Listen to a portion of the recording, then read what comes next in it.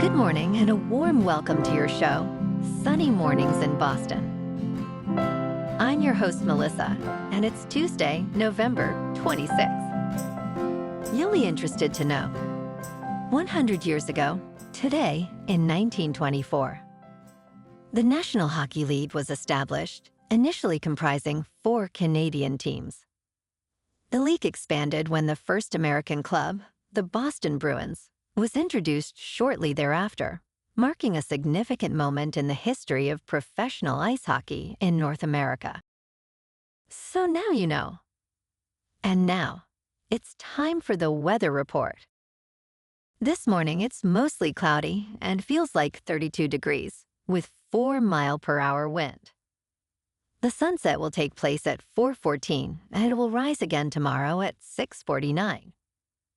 It looks like we're in for a wet Tuesday, with rain likely in the morning until noon, then some patchy fog and mostly cloudy skies, as temperatures reach around 51. The south wind will be light, around 2 to 9. Tonight, expect mostly clear skies, a low of 35, and a gentle west wind at 8 to 12. For all you beach runners out there, the first high tide Tuesday will be just after 7:30, with a low tide at 1:45. The nearshore buoy at Cape Cod Bay reads 51 degrees for the water temperature. Looking ahead in the weather, expect mostly sunny skies on Wednesday, with a high near 48 and a light west wind. Rain is likely Thanksgiving Day, with cloudy skies and a high near 49. Thursday night will also bring rain, with a low around 35. Friday starts with a chance of rain, then mostly sunny skies and a high near 46. Saturday looks mostly sunny too, with a high near 43 and clear skies at night. Bonjour, food enthusiasts. This podcast is brought to you by Versailles Cafe and Pastries in Encinitas. Nestled on El Camino Real South, just north of Encinitas Boulevard, this cafe is a haven for culinary delights. Indulge in their amazing Eggs Benedict or their gluten-free crepes. You can grab a panini for lunch or just breeze on through to get your morning coffee. They are open every day from 8 to 5. So stop on by and don't forget to tell them Sunny Morning sent you. In local news, the Massachusetts House has approved a bill to temporarily change how Boston divides property taxes between commercial and residential taxpayers. This legislation now moves to the state Senate, which will reconvene on Wednesday. The bill, a compromise between Mayor Michelle Wu and business leaders, aims to ease anticipated residential property tax increases. Critics argue the city should consider reducing spending and addressing commercial real estate challenges. Notably, some Republicans, including House Minority Leader Bradley Jones Jr., were present during the vote, while Democrats successfully advanced the bill in an informal session without a quorum.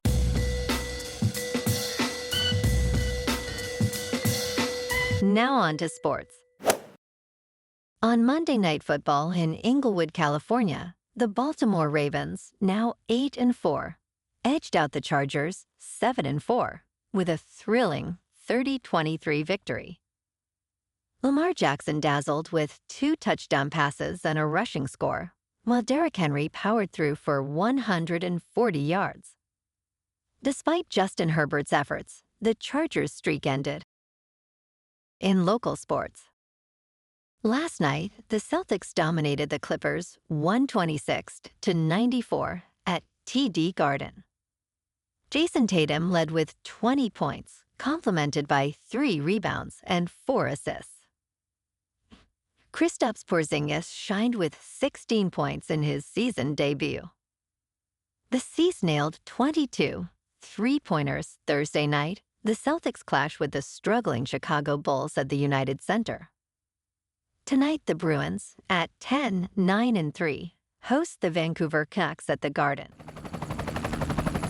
In top news, Warren Buffett, at 94 years old, has announced significant changes to his philanthropic plans, continuing his Thanksgiving tradition with a donation of $1 billion and $100 million in Berkshire Hathaway stock to 4 family foundations. As the 7th richest individual on Bloomberg's billionaire list, with around $150 billion, Buffett revealed he will donate 99.5% of his wealth to a charitable trust overseen by his children after his death. He also noted that his children will have about 10 years to distribute his wealth, requiring unanimous decisions for requests. In business news, Ray Dalio, a prominent hedge fund manager and founder of Bridgewater Associates, faced a significant setback in 1982 that became a pivotal lesson in his investing career. He predicted an impending economic depression and positioned his investments accordingly, but the economy continued to grow, leading to massive losses. Dalio had to borrow $4,000 from his father and lay off employees. He learned that loss is a great teacher, and he emphasizes the importance of open-mindedness and surrounding himself with diverse thinkers. Dalio advocates for a portfolio comprising 15 good, uncorrelated return streams to reduce risk and enhance performance.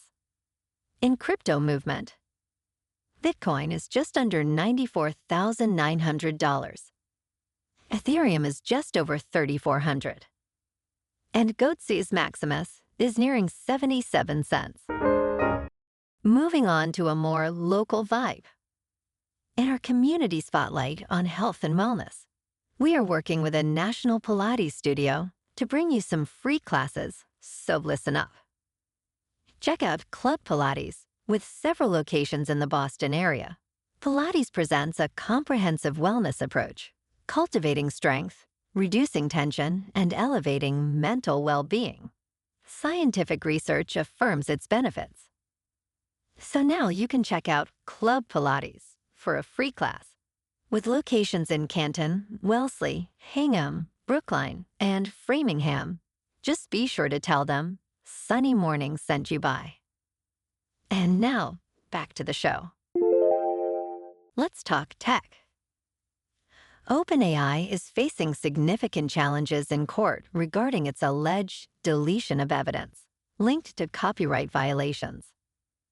The New York Times has accused OpenAI of unintentionally erasing critical data that could prove the company used authors' works to train ChatGPT.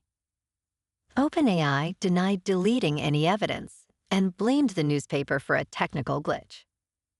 Meanwhile, the judge in the New York Times case recently rejected OpenAI's attempt to modify its fair use defense, which hinges on the argument that such copying benefits the public. This legal battle continues, with a hearing scheduled for December 3rd. And in entertainment news, a sequel to the Oscar-winning film Slumdog Millionaire may soon be in development at Bridge 7, a new production company founded by producer Swati Shetty and former agent Grant Kessman. The duo acquired film sequel and television rights from the UK-based Cilator, the studio behind the original 2008 film. Slumdog Millionaire, directed by Danny Boyle, won 8 Academy Awards, including Best Picture and Best Director. Shetty and Kessman expressed excitement for the project, emphasizing its universal narrative and the diverse talent involved. Celador International Chairman Paul Smith also voiced enthusiasm for the collaboration. Well, alrighty folks, it's time for the quote of the day. And today, our quote comes from the American writer and motivational speaker, William Arthur Ward. And he said, "Gratitude can transform common days into Thanksgivings, turn routine jobs into joy, and change ordinary opportunities into blessings." And that's a wrap for this morning. You can check out our Instagram, YouTube, and TikTok for some captivating aerial videos with local news and the weather reports. Have an amazing day, my good friends. We'll see you tomorrow with another episode of Sunny Mornings in Boston.